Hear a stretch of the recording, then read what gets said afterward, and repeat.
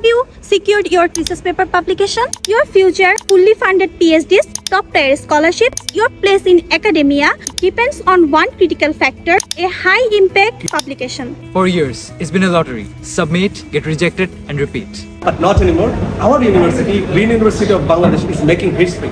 And it's the Department of English at Green University of Bangladesh leading this movement, hosting Planet LangLit 2026.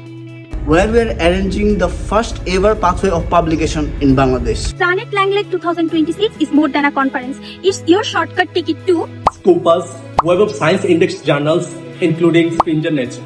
This isn't a dream. It's happening right here at Green University of Bangladesh. Led by academic leaders From the Morgan State University, USA, Al-Azhar University, Egypt, University of Alcalá, Spain, and the University of Sydney in Australia.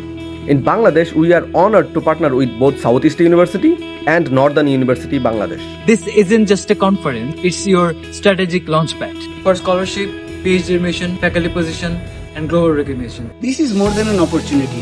This is Bangladesh stepping into a global research platform led by Green University of Bangladesh. Your research, your future, secure it now.